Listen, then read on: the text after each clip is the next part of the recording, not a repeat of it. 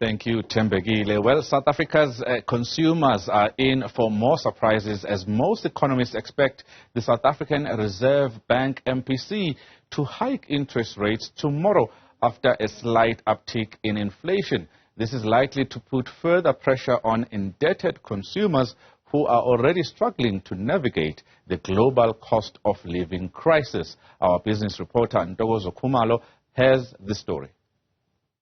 South Africans are forecast to endure yet another interest rate hike when the SARB's MPC meets. We're expecting 25 basis points, keeping in line with what the rest of the world is doing. At this point in time, I think the Reserve Bank they've got a bit of a double-edged sword at this point in time.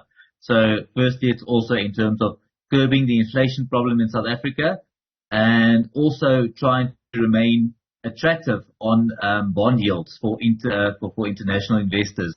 Kathy Nkosi is a married mother of 4 living in an upmarket country estate in Ekurhuleni. She says though her career in construction has spurts of great returns, she started her business on the side, Lady Lamoclam Events, to supplement the family's income. It's really been difficult because it's hard to service your debt, the bond, as well as repaying your cars. I had an office space that I was working in. I had to cut down on that.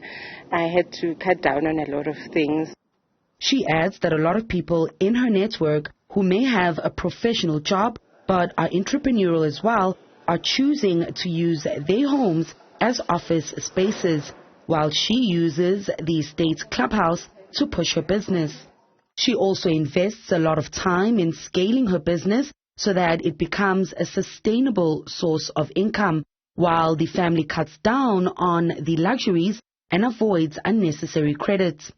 I've downsized on the spending, so the takeaways, instead of being every second or third day, it's probably once on a Friday.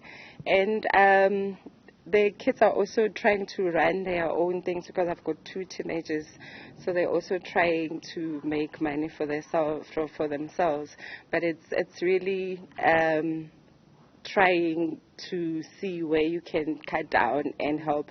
But the savings, I'm also happy about that because on the flip side, you're getting better interest. Rieda says there is light at the end of the interest rate tunnel. If we look at what most economists agree with, in terms of this inflation curve that we are on, the worst might be over at this point in time. He encourages South Africans such as Kathy to continue investing, saving and growing their small businesses to ensure a safety net for the next interest rate cycle. If the Reserve Bank does indeed raise the interest rate, it would take the repo rate to 7.5% and the prime lending rate to 11%. For Newzroom Afrika on Channel 405, I'm Ntokozo Khumalo in Ekurhuleni.